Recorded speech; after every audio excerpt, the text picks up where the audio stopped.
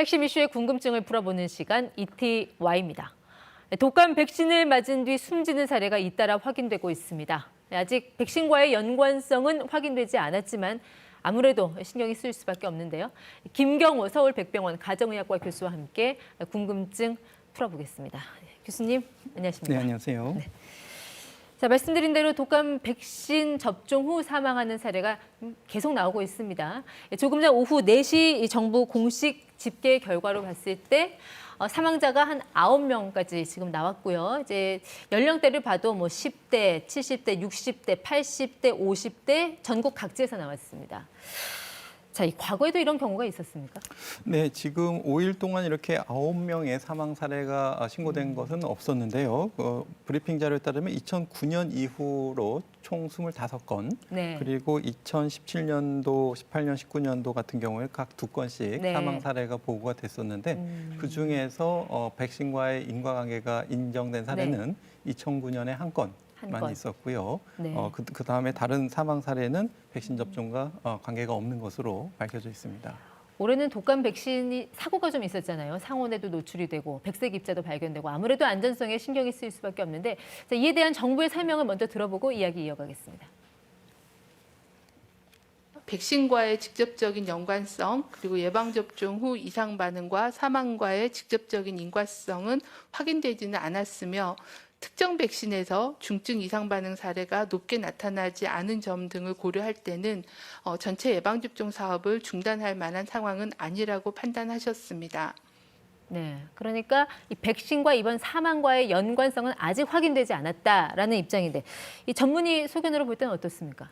네, 크게 지금 있어 보이진 않지만 진짜 확실히 없는지는 이제 추가 정밀 검사, 특히 이제 부검이라든지 진료 기록이라든지 의무 기록이라든지 이런 것들을 좀 확인해봐야지 확실히 알 수가 있겠는데 지금 봐서는 크게 뚜렷하게 보이진 않는데 뚜렷하게 보이지 않는다고 해서 전혀 없다고 할 수는 없고 한 번 더 철저한 조사는 필요할 것 같습니다.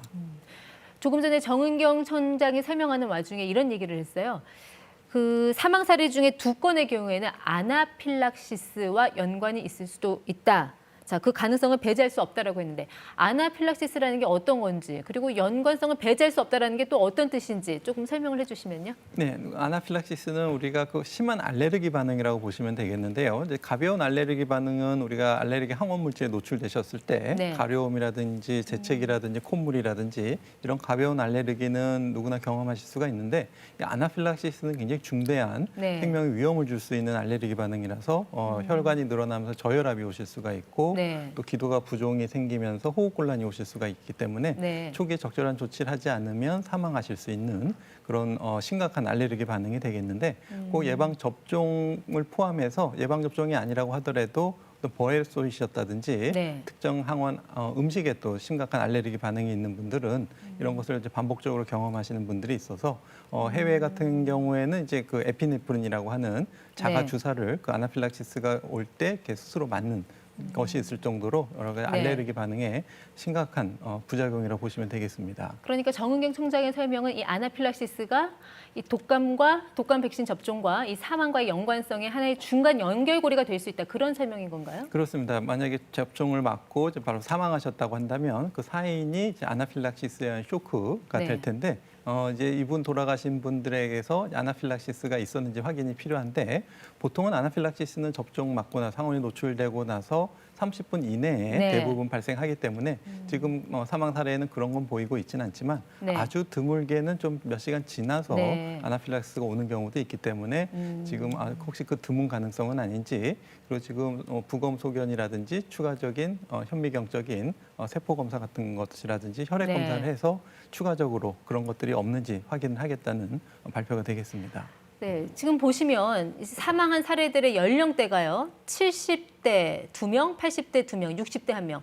이렇게 좀 고연령대가 포함되어 있는 거에 정부가 좀 주목을 하고 있습니다. 이런 분들은 대체로 좀 기저질환을 갖고 있는 경우가 많아서 이번 사망이 기저질환이 악화돼서 사망을 한 건지 아니면 독감 백신 접종이 문제가 된 건지 이거를 어떻게 증명을 할 수 있을까요? 네, 맞습니다. 돌아가신 원인을 이제 파악해야 되는데 말씀하신 것처럼 기저질환 때문에 사망하셨다고 하면 아무래도 독감 백신 접종과의 관련성이 좀 떨어질 것 같고요. 그것이 아니고 어떤 다른 사인, 특히 이제 아나필락시스로 인한 사인이 의심될 때는 이럴 때 이제 독감 접종과의 관련성이 많고 네. 특히 다른 알레르기 항원 물질에 대한 노출이 없었다면 더욱더 독감에 의한 노출로 인한 아나필락시스 쇼크가 오셨고 그걸로 해서 사망했다. 이렇게 인과관계를 추정해 볼 수 있겠습니다.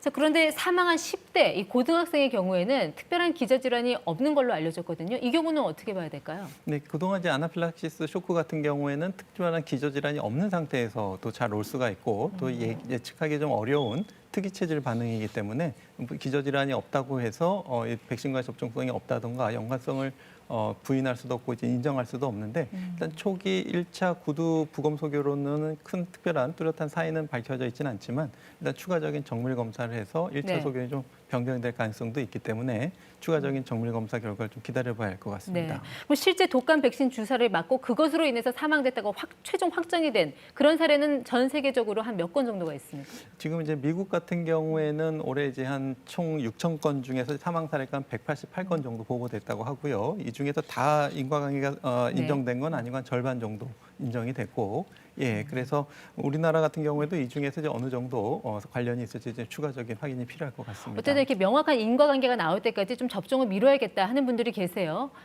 미뤄도 될까요? 어떻게 하는 게 좋습니까? 네, 일단 심각한 부작용은 그동안에 알려져 있던 부작용이고 100만 명 중에 한 명꼴로 발생할 수 있는 네. 매우 드물지만 일어날 수 있는 부작용이기 때문에 어떤 본인의 선택을 좀 하실 수가 있겠고 설사 이런 부작용이 일어난다고 네. 하더라도 접종 맞고 나서 의료기관에서 한 30분 정도 머물면서 네. 특이 증상이 있는지 또 돌아가셔서 수시간 후에 호흡곤란이나 저혈압 증상, 어지러움, 구토, 설사 이런 증상이 나타나시면 네. 바로 119를 불러서 응급실 진료를 받는 것이 좀 필요하시겠습니다. 네, 어쨌든 이상 증상이 나올 때까지 한 15분에서 30분 정도는 그 증상을 확인을 하고 귀가해라. 네, 그런 네, 당부 그렇습니다. 말씀까지 네.